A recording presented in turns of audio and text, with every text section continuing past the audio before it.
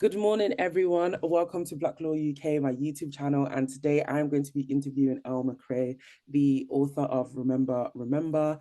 Elle, if you could introduce yourself, give the people who are just seeing this for the first time, you want to give them a little summary of who you are, what your book is about, and then we can dive into the questions. Sure. Hey, so happy to be here. I'm Elle, as I said, I'm the author of Remember. It's a sapphic reimagining of the Gunpowder Plot, where a formerly enslaved woman plans to overthrow the British Empire to try and save her brother. A little bit about me. I was recently an Edinburgh-based author, but I've just moved down to Birmingham. Been writing for about 5 years now, and Remember is my debut. Thank you so much for that summary. And it is an excellent debut. And we're going to dive into the tea, the questions, and really start it off. So, first question I'll ask you a remember focus question first. What inspired Remember? So many things. But it actually came to me when I was struggling with a previous book that I'd been working on that will never see the light of day. Because the story I was working on kind of was just all vibes, no plot. And it didn't really I wasn't compelled to write it. I didn't feel strongly connected to what I was writing.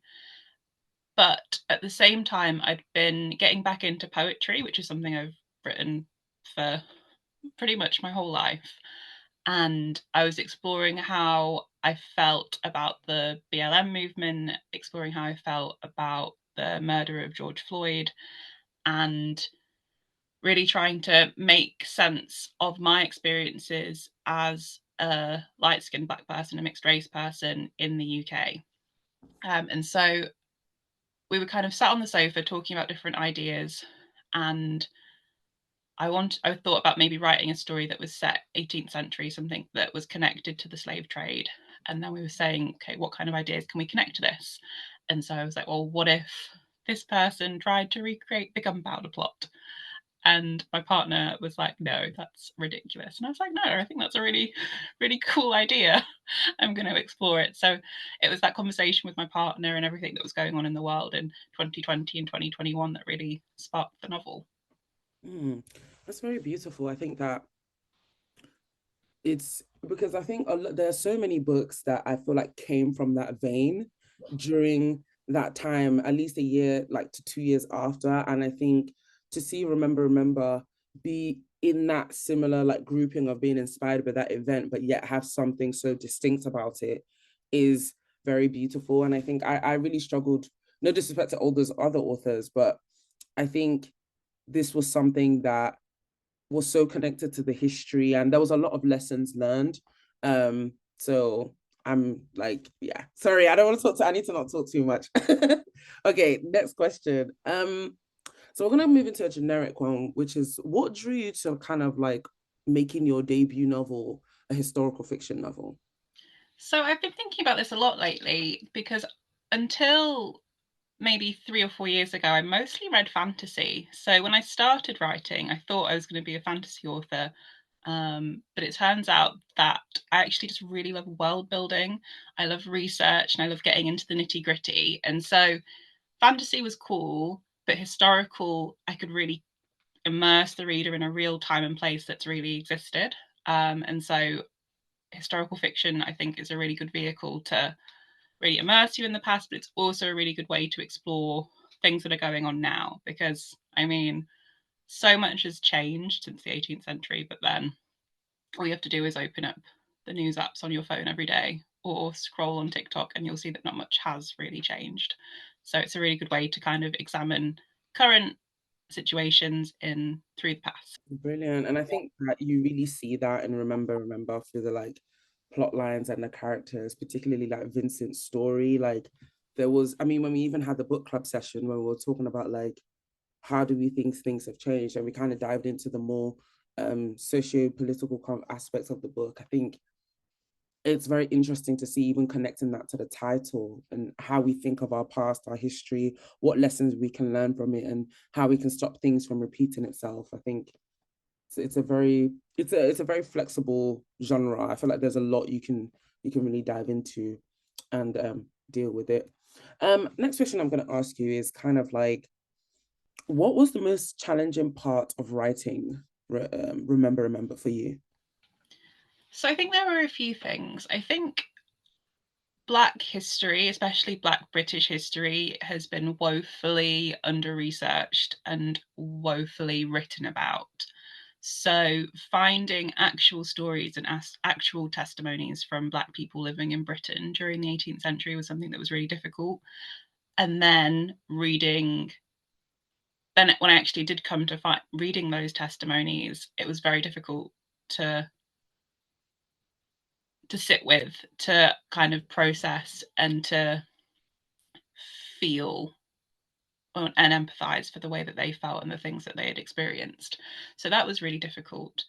But I think what I drew from that was, even though it was hard just to write about, I felt like because we've really ignored Black British history, we've really ignored Britain's involvement in the slave trade, that despite my own discomfort, it was still important to tell the story. It was still important to give those voices the justice that they deserve and to ensure that they're heard. Yeah, I think that sounds like a very like challenging aspect for me as well, because I feel like doing, because I'm a PhD student, so doing trying to find, I'm researching Black women in criminal justice and trying to find case law surrounding Black women who are victims of police brutality and just things like that has been so difficult. And also finding research as well that like points to Black women actually speaking about their experiences. I think that is something that even in academia is like a hard thing to find in social legal research. So it's interesting to see those connections and relations when it comes to our stories and what it truly looks like, without those all these like issues, and also without the white gaze permeating that, because I sometimes I feel like when our stories are told, it's like sometimes people pick what they want to hear or what is the most like what aspects of our voice should be heard. And I think that sounds like a very interesting aspect, but you know, the book the book is good, so period. Title Remember calls to the gunpowder part, but also our experiences of as Black people living in an imperialist country. Why did you take this narrative position in your work?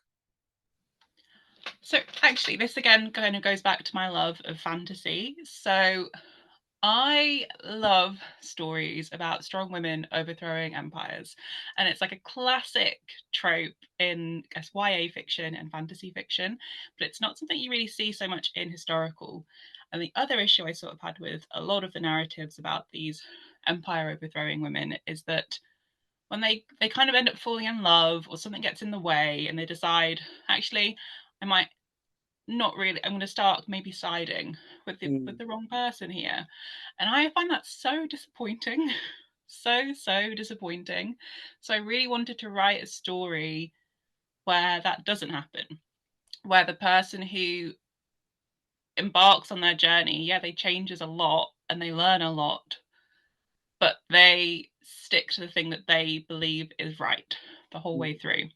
And I guess the reason why it's Remember is obviously it's inspired by the gunpowder plot, but as you said, it's also to remember the history that has been effectively shut off from us. mm, Thank you. I feel like that is definitely like very visible in your work as well. And I was glad. I don't want to spoil it for you guys because I want to make this interview as spoiler free so people can go out there and buy and read the book. But when I saw that, I said, yes, finally, because a lot of that was kind of my issue with fantasy as well. I feel like a lot of fantasy is like there's some, even in movies, they meet somebody from the oppressive regime and they fall in love and they think their love can like free the people or Mm-hmm. stop imperialism. And I'm like, please, your love is, it's not that good, girl. Literally, my God. Yeah, exactly. That was exactly the problem I had. So I was like, no, Delphine, you stick to it. You stick to it all the way Mm. through. It's good to see that consistency, and I think it's also to see that like from your in your mind, like actively trying to work against a very generic trope in fantasy slash historical fiction. I think that's just shows to your quality as a writer. Well, thank you. And I mean, and as you said earlier, it's also about kind of removing that white savior narrative from the story too, which is also something that kind of happens often in these kind of stories. And so there is a character called Nick who is, I put him through this kind of intense anti-racist allyship journey to really push him past discomfort and see how far he will listen and support Delphine as she goes on her plot. And it would have been so easy to make him a white savior. I think at times it could have easily lent that way, but I think Mm, I made such conscious effort to ensure that Delphine was the protagonist of the story and Delphine was the person who ultimately mm, influenced what happened. So it would have been mm. so easy to go the other way. Yeah, I definitely see that as well. I could see that he was on a leash a bit because there were bits where I was thinking, oh, you're not here, but then I'm also like, that's actually good you're not here because it's not about you. Like it's great you're an ally and you know you can support, but I do think that is something that is missed out by maybe not missed out, but I think I can see the activeness in your work as I'm reading of you trying to be like, okay, well, you're not going to lean into the white savior complex. We're going to make sure Delphine sticks to what she's supposed to stick to. And also the other people around her as well, kind of sticking to their decisions and pathways, regardless of like and prioritizing themselves. I think that is something that I'm seeing throughout as well. So it's very lovely to see. Which character did you connect with the most, or which one did you enjoy kind of crafting and creating? That's a very good question. Okay, so I think this is such a minor character, and it's probably not the best answer, but my favorite character is probably Hetty. So, so it's either Hetty or maybe Colin. So Hetty Spirit, is I can see that. Hetty. I guess basically Hetty and Colin both are characters who lighten the tone somewhat. So when there's lots of darkness going on, or when there's lots of intense conversations, Hetty, who is a housekeeper, and Colin, who is one of the smugglers that Delphine works with later, they both really act as sometimes comic relief, sometimes as an interesting thought point for Delphine to consider. But both of them are so kind of straightforward, quite funny, and I just really enjoyed writing them. But in terms of actual character development, I think Vincent was probably my most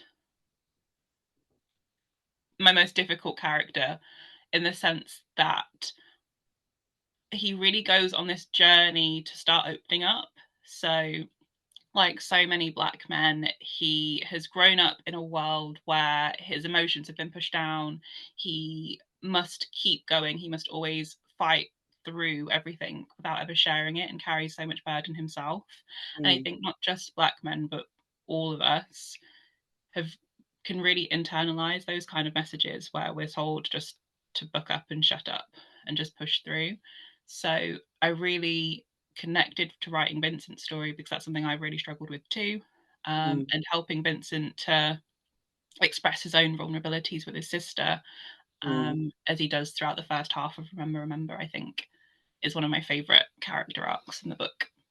Mm, yeah, I think you can definitely see that as well. Like, I loved Hetty's character. Like every time she came in, it was just nice to have a little bit of a breather for us to breathe and Mm-hmm. then go back to like the intense stuff. So I think it's good that you have characters like that. And I think I also wanted to ask, like, is it hard to create that kind of map of like, okay, you guys are gonna be like intense and then you're gonna come in and kind of lighten up the mood, but then also go back into the background as well?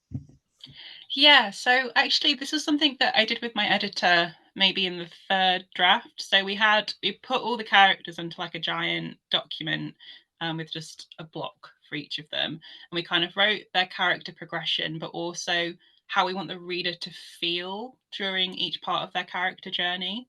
Mm, So as we did that, I didn't do it with Hetty because she's only in like I think 4 or 5 scenes, but for Colin, definitely it was important to, I guess, kind of ensure that his parts in the story would kind of come at a time where he could balance the darkness. mm.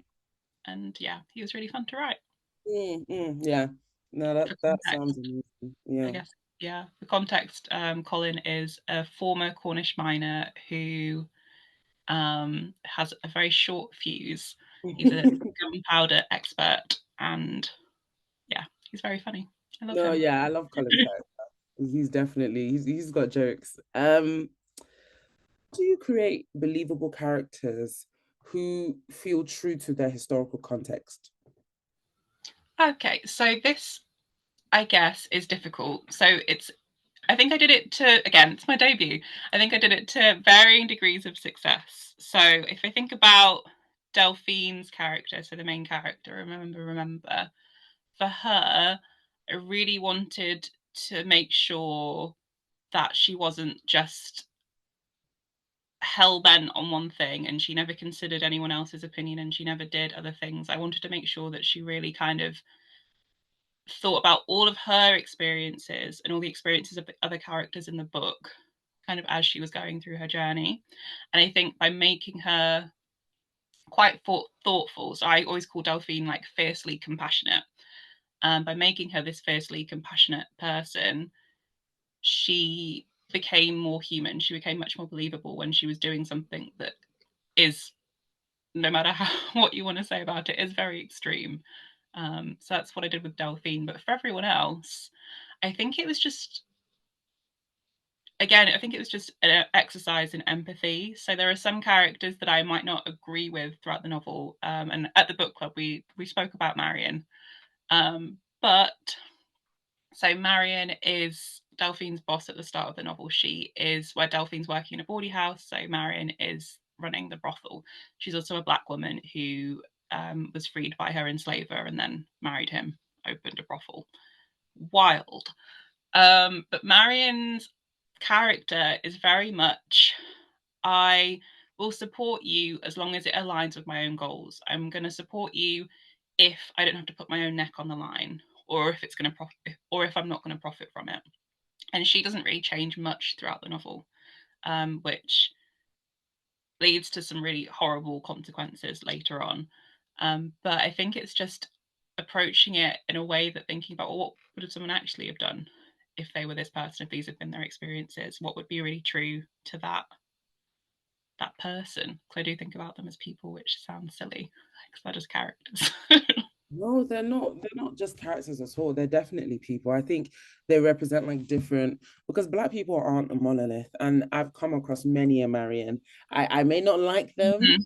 but I hear the because I think we dived into this as well in the book club. Like we understand why she would make that position, like do the things she did, but then it's also like, oh, you trifling, Yeah, oh, so yeah, definitely. They I think a lot of the characters are reflective of people, and I think it's like good to say, oh, they're people. they're people. Mm. Yeah. And I think even in the context of your debut, it puts them in um a more like connectable position, if that makes sense, for us to see them as people, because irrespective of whether like regardless of whether it's based on like historical fiction or historical events and they're made up and blah blah blah, it's still like a connection we can feel and garner. I don't know. I feel the same way when I watch shows like The Gilded Age, Bridgerton, or Mm. like all these kind of like historical fiction TV shows. Yeah, they're just like characters, but it's like dissecting those like socio-political cultural issues of that time. Yeah. I think Remember really dives into that. No, definitely. And I think, I guess, linking it to Bridgerton. So in the early season, I mean, Bridgerton is Bridgerton. It's Yeah. amazing. First season, though, is definitely the most historically accurate. Mm, But lots of the characters, although the supporting characters in Bridgerton are based on real people, so much like Vincent in Remember, so like William Mondrich in Bridgerton is based on the actual boxer Bill Richmond. So mm, he has actual testimony, and you can read bit things that he said that I think they used in Bridgerton and also I used in Remember. So I think also where you can find real people with real lives and real stories to influence the writing, I think that really helps too. to bring them to life, yeah, definitely. I hear it. Um, so on to the next question. Um, your debut deals with themes of trauma, memory, and survival. What lessons or kind of narratives are you hoping for readers to learn from the characters? I would love for people to come away from the story feeling a sense of hope that despite everything that the characters have gone through and despite all that they learn about on their journeys, that there is so much power and strength in having hope. I think that one of the things, so my favorite line in the book um, is her very skin is a rebellion, her breath's evidence of resistance, her thoughts a living reminder of ancestral hope. And that I it's my favorite line because I really feel it.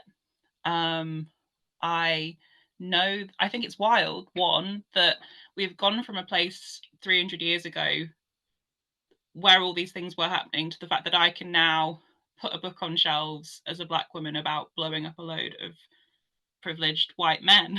So, and there have been no horrible consequences as of yet. So, I think that the resilience and the stories that of those people, I think, have carried us to where we are now. Their strength and their willingness to fight, and even their willingness just to continue and just carry on, has changed the world, and it's how I would like Delphine and those other characters to be remembered as people that didn't give up, and instead of despairing, they chose hope. Yeah, I definitely feel like, at least like, I know when we had the book club, and even when I personally read it and I spoke to friends about it, there were so many things and like threads and lessons that I like could pull from myself. And I think one of the main things I felt like I learned was like speaking truth to power by like highlighting our history and lived experience, because I feel like there's this narrative now that we're seeing where it's like no more slave stories, no more stuff about trauma. We're more than just our trauma. And in my mind I'm thinking the world should never forget slavery. Especially Mm. the British. We should remind them 24/7. The same way we have the Remembrance Day and the World War poppy. I will never forget, because whenever people say to us, well, it was a long time ago. Mm, I'm like, guys, how many times a day are you thinking about Henry VIII and his six wives? talk Even about it. longer ago. Like, oh my God. I mean, yeah, no, I definitely agree that when people are like, oh, no more slave stories, no more stories about trauma, it's really just another tool to silence us, because Mm, it's our stories to explore. And it's mm, only very recently that we've been the ones that have been able to explore them. So I think mm, it's just another tool to silence us. I think there's merit in saying that we shouldn't only focus on trauma, because yeah. trauma in and of itself removes us. It kind of takes us, it depersonalizes us and kind of Mm. can cause pain. So, yeah, which is why I think it's more important to focus on the resilience and the hope. Mm. And I think it's good that you even acknowledge that, like, that there's like both sides to it, and it's good to see the merits in not only highlighting trauma, but I also feel like, I think also us as a community sometimes, because I feel like sometimes we believe we can like behave our way out of institutionalized Mm-hmm. racism. And it's like, sweetheart, regardless of whether we present trauma or not, we're constantly going to be dehumanized, because that is how we are perceived by society. And I think that we do not have the social currency or power to change that. All we can do is make sure we have diversity of stories. So that's why I was kind of irritated. And even me, I had to question myself. I said, why am I mad at Bridgerton? Because of his historical fiction that doesn't show black people as slaves. Why am I pressed about? Why does that make me uncomfortable? And I had to do some soul searching. I remember seeing the conversation on Twitter as well, and a lot of people were mad about it. But I was like, oh, it's in the real world. I'm like, well, guys, we were just complaining 5 seconds ago that there's so many stories about slavery. Now we have something that's, yes, it's Shonda Rhimes and she's gonna swirl. She's lovely. She loves a good interracial.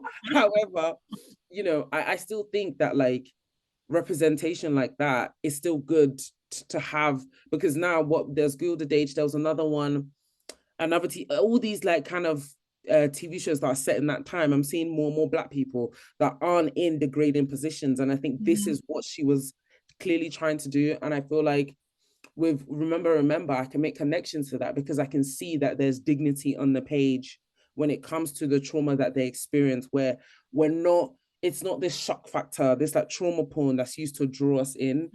Mm. Could you speak to that a little bit, please? Like about how, because I know you mentioned the sensitivity reader at the book club and things like that. Yeah, and I'm glad you mentioned dignity because that was such a big consideration around whose pain do I show on the page.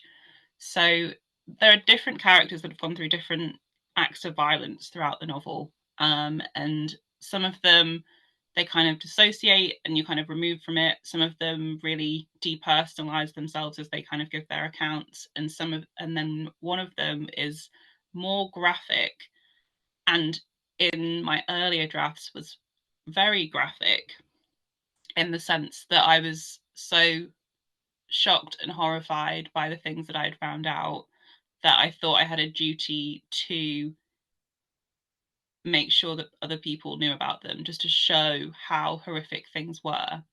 But I was always uncomfortable editing the scene, I was always uncomfortable writing the scene. And then as we got to the sensitivity reader stage, she said something really interesting. She was like, she made the point about whose dignity is reflected on the page. And she was like, so do you need it to be so graphic when other characters have been given not a pass, but they've been given more grace? And I was like, that's a really interesting point. And I had to reflect on it. And so I took it a step back. Took it a step back, and I think it was still a powerful, horrifying scene, but it wasn't traumatizing to the reader, or wasn't as traumatizing to the reader, because again, like, I want, my dream is that any Black reader who loves like speculative fiction will pick this up. And as a Black reader, I don't want to be traumatized when I'm reading a story about us. Like, I don't, that's not what I wanted to do. So putting that balance in where you can feel the injustice without feeling traumatized by it was, yeah, a really difficult balance. Yeah, I think it's amazing that you had that in mind because I think, I'm not going to say it's title, but there was a book I read recently and I just kind of felt like this is so irresponsible because I think the same kind of narrative and what we're meant to pick from that scene thematically can be picked up without that level of like gruesome detail. So I think it's good that you had that in mind and have that sense of like duty to your community to show the truth, but also not traumatize them. I think that's important, especially because we're talking about such like themes of racial trauma is already a thing. Like I was triggered reading it. There were some times I had to Mhm. close the book. I said, "Whoo," because Yeah, of my own personal experiences. But I think it's good that there's a responsibility and there's a reflective aspect to it as well. yeah. I mean, there's another book Mhm. here, somewhere over here, The Sweetness of Water, Hmm. by Nathan Harris, which heavily annotated. But there were moments in that as well. So it's set just after the American Civil War, so just after slavery has ended in the States. And there are some graphic scenes there, and there were quite a few moments where I actually had to put the book down and like leave it for a week before coming back to it because I just needed, because I was triggered by it too. Um, but I went through the book, and there was, even though I was distressed by some of the content, I never felt that it was grotesque or like overly done or overly over egged, I guess. So I think Nathan Harris did a really good job in Sweetness of Water. My book isn't quite as beautiful, but maybe my next one will be. Don't say that. Don't say that because I think your book is mwah, chef's kiss. Oh, Okay. well, thank you. You're welcome. Okay, we've got our last few questions now. Um, now that you've mentioned Sweetness of Water, we can dive into which authors or works have influenced your writing. You'll not necessarily remember, but just in general. If you could give us a little list, please. Okay, well, I mean, for Remember, there are three, I would say. So the first, I should pull them down. So, Audre Lorde's Sister Outsider, Hmm. like so many of the ideas. Basically, whenever I would walk to the library before writing, I would basically just have Sister Outsider on repeat as an audiobook, because so many of Audre Lorde's ideas influenced parts of the novel, especially since there's a conversation between Delphine and Charity, like quite late into the novel, around who deserves justice and who deserves your support and your voice and your activism. Mm. And yeah, that's Sister Outsider. And then of course, Black and British by David Olusoga, Yeah. is where I first learned about the Somerset Stewart case. So the trial that inspired Vincent's in the novel, where a black man refused to be transported to the Caribbean, and so it was taken to the King's Bench, which is like the British Supreme Court in the 18th century. Um, yeah, and then so I used so much of my research kind of stemmed from this, and then his very large bibliography kind of brought the rest of my research. Those are the two kind of non-fiction, and then I think probably the last one, probably the Confessions of Franny Langton. So again, it's like it's a queer black historical fiction story. A Franny, the black protagonist, fell in love with her mistress, and then wakes up with no memory of how she died, not Franny the mistress. So the whole story is basically the court case, and it's beautiful, like so beautiful. And I have it. I have three copies of it. I've got the hardback, this one, and the audiobook. Sarah Collins narrates the audiobook, the author, and it's insane. It's so good. Oh, brilliant. Thank you so much. I will definitely check those out. Do you know what? I started reading Audre Lorde and I was like, which I think was it the Black Unicorn that I was reading, Mm. or there was another poetry anthology of her that wasn't Sister Outsider that I was reading, and I was like, oh, I'm struggling with this. So I was like, maybe at a different time. I saved it. I said I have to come back to it because I feel like she's like a key read. Like her, Toni Morrison are people who I consider as like key reads if you Yeah. are a black female writer. Mm. So definitely I will check those out. Thank you. No probs. And okay, so next question. So I've got two more questions left. The first one will be, are there any historical events you feel like we don't remember or talk about enough in regards to like Black British history or the Black diaspora in general? All of them. That's not a great answer. No, no, that's I a good mean, answer. yes. I mean, I think when you think about statistics when it comes to publishing, and how there was like a very slight rise in black stories told in like 2022, 2023, but now we're in 2024 and going into next year, like those stories are petering off again. And when I looked at kind of black historical fiction, especially black British historical fiction, like there are only a few dozen authors publishing in that space, specifically telling black British stories. So I think that I can't think of a specific event that we should talk about more, because I think in general there's like there's 1,000 years of Black British history. I mean, sometimes, so I was up near Scotland near Hadrian's Wall, and I was remembering that um, there was a whole black brigade who was stationed in at Hadrian's Wall during the Roman Empire, so literally 1,000 years ago. And I was like, wouldn't it be cool to tell that story of like coming from? It was probably like Libya, maybe somewhere further south, and then ending up literally in Scotland. There's a story there, or like maybe telling the story of Severus Septimus, the Roman emperor who was also a black man and also the founder of London or Londinium. Like there's going back, there's so many stories that could and should be told. I think we just need to be given the space to tell them. Mm, definitely. And I think this kind of connects to, or now I have another last question. But this kind of connects to like what I was thinking about with regards like if Remember became kind of like a movie or a TV show, limited series. I think a good limited series, part one and part two. I don't think a movie will really give us Yeah. the full. I think a good limited like anthology series. Um, is there anyone you would have in mind as like your dream cast, or is there like Is there a way, like, I don't know, how would you want it to look or be? Okay, so two things. So one, this whole book was written with Lashana Lynch in mind. Like she is Delphine. She is my Delphine. She is my Delphine. Like Lashana Lynch, 100% all the time. So other characters like I have like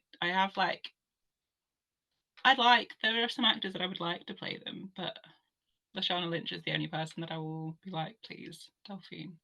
Um, and yeah, I agree. Like limited series, I'm thinking maybe like 6 parts, like a short series. It's like you really get into it, and then you can kind of go into this like the side characters. You can spend more time in St. Lucia, which is where Delphine and Vincent are from, and that'd be really cool. But honestly, my dream of dreams is that Remember became a musical, like a stage adaptation. Like that would be like Netflix, BBC, amazing. A musical. Oh, I would die happy. That sounds amazing. That would sound good. Because you know what's funny? Like, I was when I thought Vincent, I was like, oh, maybe Down Idris. But I was like, oh, maybe I need to research more Caribbean actors because Mm. you know, West Africans, we be taking over the space of it too much. But yeah, no, that sounds amazing. I can definitely like even when I was reading it, it felt like I was watching a movie. Like I could imagine like when she was sneaking in with the, I was like, oh, like this is I can the lamp, everything. I was like, oh, this is it was very immersive. So I could definitely see that. And I think a musical would be sick. Definitely would be sick. Yeah, 100%. Let's capitalize on the wicked hype. Oh yeah, absolutely. Absolutely. We could remember like you know how they did Barbieheimer. Love. Okay, so now the last question. What is next for you? What upcoming projects can you talk about that in the works? And I know you also mentioned poetry. Are we gonna get a poetry anthology, or is that like your No, my poetry thing? is not good. It's Oh, not. It's not good. I write it for poetries. I write for me. I write to process.